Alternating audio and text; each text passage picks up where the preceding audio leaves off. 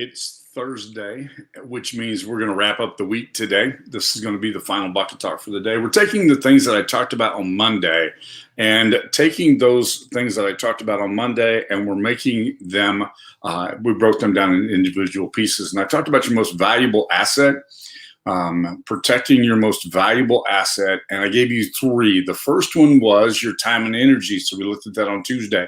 On Wednesday, which was yesterday, we looked at the second one, which is your creativity.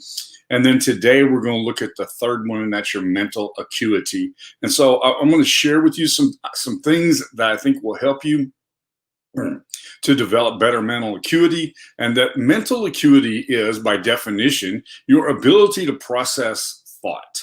And so when you think about what is necessary in order for you to process thought, what has to happen? Now, in the world that we live in, we got all this noise and all this clatter and all the commotion and the constant interruption. And we live in a world that is incredibly interrupted. We have billboards and announcements and something going across your television. We have the television. We have all kinds of stuff that gets in the way, including social media, which may be the worst. It literally may be the worst. And I started just shutting it off, and I turn it on at specific times. I have a responsibility in some social media groups, so I have to have a presence there. I have to arrive once in a while, and when I do, I'm just really being much more cautious about what I do, because all that stuff gets in your head, and getting in your head makes it more difficult for you to process with your head the things that will be helpful to you, the things that people will pay you for, your problem-solving ability, your relationship situations, everything that you do requires that you think clearly about it. And if you're not thinking clearly, then you're going to have issues. You just are. So today we want to take a look at the three things I think will be helpful to you from a standpoint of how do I make sure that I've got clarity so I can have clarity of thought. And I'm going to give you three. The first one is you need to have a system for thinking clearly. You need to have a system for thinking clearly. And that is, there should be the moment that you have a challenge. You have something you have to think through. You have a problem that you have to think through. This happens all the time, by the way. Every day you are presented with an opportunity to fix something or to do something or to be something or to respond in some way or some manner. I have a system that I immediately immediately fall back into that system, because I know that the system itself works. I have no doubt about it. Let me parallel this with something for just a moment. I've gotten announcements from a number of software platforms that I work on every single day. There's about 12 of them that I use on an everyday basis.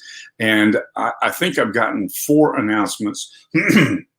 I've gotten 4 announcements in the last 3 or 4 days saying we have changed the platform to make for a better user experience. Well, one of my systems is that I know that if I'm in this platform, I click here, here, and here. And I immediately move my mouse to those areas and start doing what I have to do. When they change that around, part of my system gets disrupted. So it's really important to have a system, even if that system is getting changed as you go.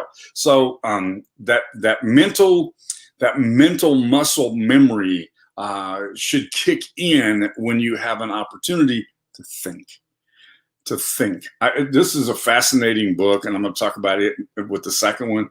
But this book called Cha-Ching by Jeffrey Gitomer, he says something that I think is amazing in the book. He says, thinking, try it for a week and you'll never quit. I love that. I think that's a great quote. That's a great quote. So the second one, the first one is you have to have a system for thinking clearly. The second one is that there are patterns because everything is connected. Now, I'm going to use this book to illustrate that. All right. I bought this book when it first came out. I was one of the first people to buy it. I'm a Jeffrey Gitomer fan. Most people know that. And I spent years and years as a sales trainer. Jeffrey Gitomer was a sales trainer. I began listening to him. This will tell you how long ago this was. I began listening to him on cassette tapes. And then when he wrote his first book, I bought it. When he wrote his second book, I bought it. I think he's up to his 23rd book, and I think I own them all. But this is my point from here, that there are patterns to everything. So this is a great book. This book called Cha-Ching is a great book. It's about the story of John Patterson as a sales trainer for what rapidly became the largest company in the United States at one point in time, and that was the National Cash Register. National Cash Register. And so the whole book has little cash registers at the top of every page. But the point that I want you to see is that there were three things that stood out to me inside of this book, because there's patterns. I want you to see the patterns. The patterns are really important. I had been a sales trainer for more than 15 years when this book came out. When I purchased the book and I sat down in the airport and I began to read it, three things jumped out at me immediately. And that was, without having ever seen Jeffrey Gitomer in person, without ever having seen him on video, this is before videos, without ever having had an opportunity to experience that, there were three things that he did that I already was doing, and I had been doing for 15 years, and nobody taught me how to do those. They were just things that made perfect sense. The first one is, and then he does this. He goes back. He said John Patterson did the same thing 100 years ago, and so there's patterns. Do you understand what I'm trying to say? There's patterns that happen, and if you understand the patterns and you can fall into the patterns, then you can think more clearly. For one thing is that he put everything on a triangle. And one of the things that I've done in my career is I've used a triangle to bring clarity to everything. I always use a triangle to explain to people. Everything fits on a triangle. I'm amazed by that.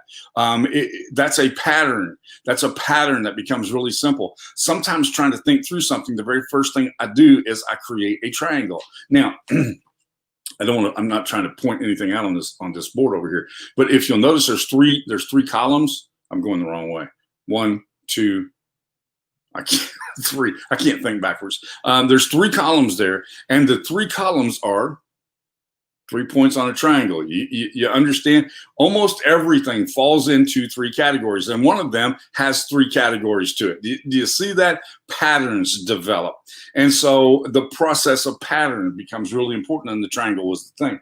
The other thing is this right here, the power of being able to write out something, no matter how good or bad the handwriting is, the ability to be able to write out was very, very important.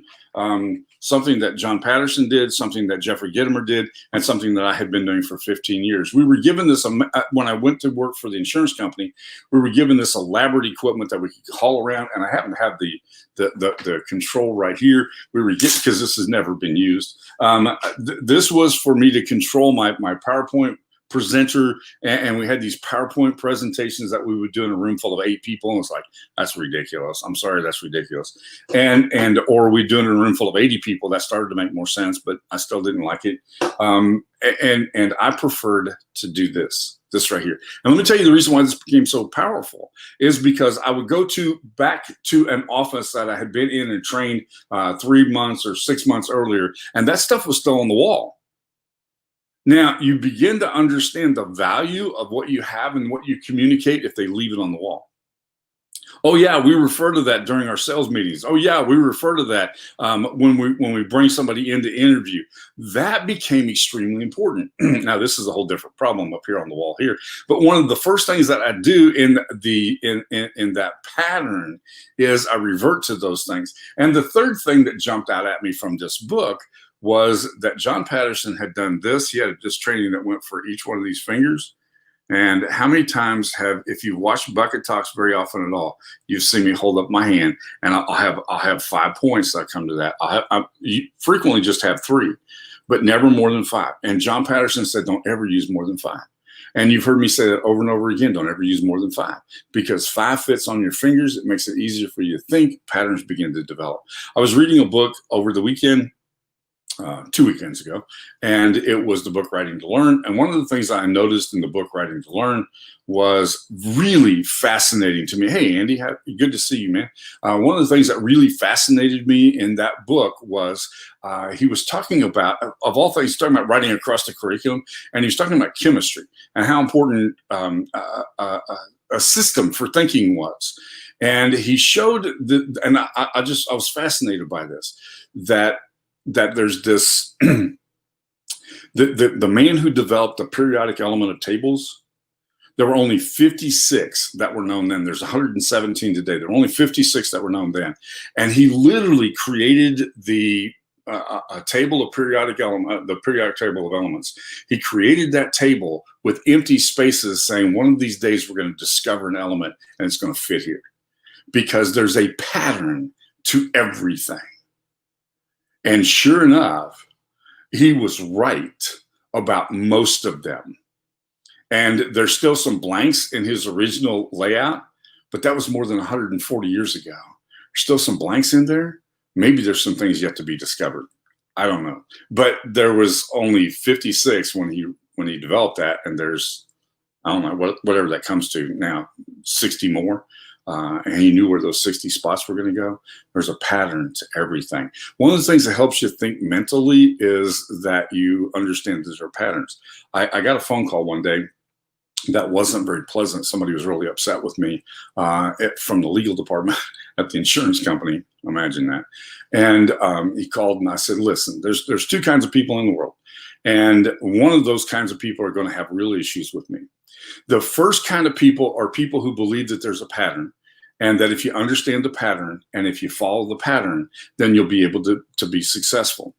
The other group of people are people who just think that things happen randomly, and if you do enough of the wrong things, something right's going to come out. And they followed up with a comment like this: even a blind squirrel finds a nut once in a while. Well, let's stop hiring blind squirrels. That doesn't make any sense to me. And I said, the people who fall in that second category, who don't understand that there's a pattern to everything, they're not going to like me at all. And that's okay. I'm good with that. So if you want me to accommodate those people who don't think there's a pattern, I can't help you. You got the wrong guy. Because in this package called Eric, in this package right here, comes somebody who understands that there's patterns because things are connected. Okay, and so that's what they're going to get. When they get me, they get a pattern. Okay, and then the next thing, and this came up yesterday, and this was kind of important. I want you to see this. Where'd it go? Yes. Reframing the frustration. Somebody, Emma, asked me yesterday after yesterday's live feed, what do I do when I'm frustrated? Because I find myself falling into that trap a lot. What do I do when I'm frustrated? And I said, I answered that at 8 minutes and 8 seconds in the video. And I think it'll help you. Yes, Andy says, I think I've hired some blind squirrels. We all have, and that's a major mistake. But I'll have to deal with that on another day. But Emma asked this question: what do I do when I'm frustrated? Because I find myself falling into that frustration hole all the time, and I do too. Listen, I'm not immune from that. I'm not. It happens. It happens because we work with people. It happens because we work with technology. It happens because we work with language. It happens because of the things that we do cause frustration, right? And she said, what do you do when you're frustrated? And I said, listen, what I do is very simply this. I reframe it. If I'm frustrated, then I remember that my purpose, and you see it in the corner right there, my purpose is to make complex things simple, because simple makes awesome easy. So my point is, I reframe the frustration so that it becomes a part of my purpose. And all of a sudden, I've got room to think. All of a sudden, the problem takes on a different look, takes on a different composure, takes on something that went from frustration to being a fulfillment of my purpose. I just simply say this: I was made for this. This is why I'm here. This is what I do. And so if it's frustrating to somebody else, that's why I'm here. And it changes my perspective drastically, which gives me the space. As we talked about yesterday, creativity fills a vacuum. It gives me the space to be able to take accurate information, fill up that vacuum, and creativity does its magic. All right. Your most valuable assets, three things. Your time and energy, which are inseparably linked together. What God has joined together, let no man put asunder. Your creativity, because you have it. I promise you, you have creativity. And number three is your mental acuity. Your ability to be able to think through a situation. So everything that I do is to help people to think through a situation from a whole new perspective. Andy says, when I get frustrated, I do a live show and fulfill my purpose. And that's what I do. That's exactly what we do. There are times when the only way to do that is you've got to let it out. And once you understand this is my purpose, this is what I was made to do, then all of a sudden life becomes different, takes on a completely different perspective. And at one point, I started doing live feeds as soon as you could push live on your phone and go live. And so I carried around my phone forever, and I did live feeds from everywhere.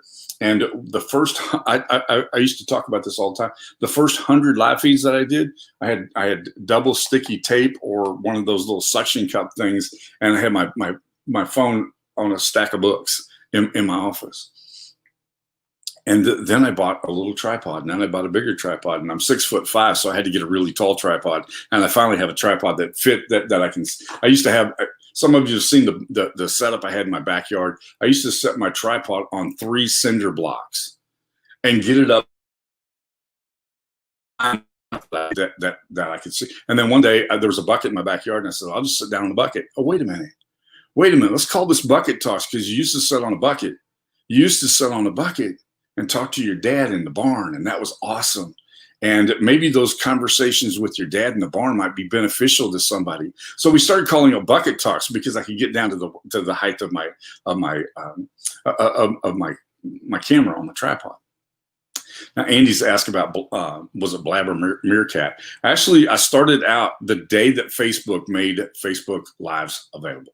And so it's always been on Facebook Live. And the whole reason for me telling the whole story about my buckets outside was to say that at one time I thought I'd probably done as many live feeds as anybody that was doing live feeds in the country at the time, because I was doing them 7 or 8 times a week. And I think Andy has surpassed me tremendously. Andy uses the same platform that I'm on here. Andy and I are friends, and I really appreciate, he inspires me oftentimes to do live feeds. We've shared live feeds together. One of these days I'll bring him on so y'all can see him here.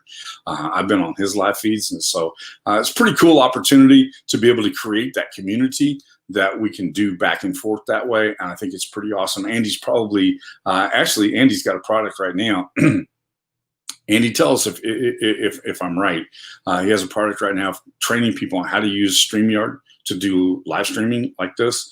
And there's been a couple of times when I've actually reached out to Andy to ask a question, which is very out of character for me, but it was something that I've done. And so I look up to him, and I respect his ability to be able to do that. So Andy, if you're doing that, feel free to just go ahead and drop a link to it. I don't care.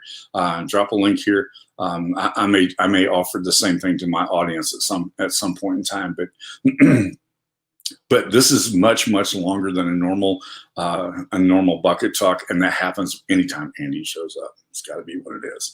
All right, thank you for joining me today. I probably will not be live on Monday. The reason is I have to have oral surgery on Monday. They've got to do something that has to be done, and it absolutely has to, and the sooner the better. So I probably will not be talking on Monday. They kind of frown on you doing a live feed while laying back in a bed getting ready to have surgery. So I actually have done that a time or two, but it's not my best interest. Okay, so thank you for joining me today. I'll probably see you maybe Tuesday. It may be as late as Wednesday. I love you. Appreciate you being on today. Take care.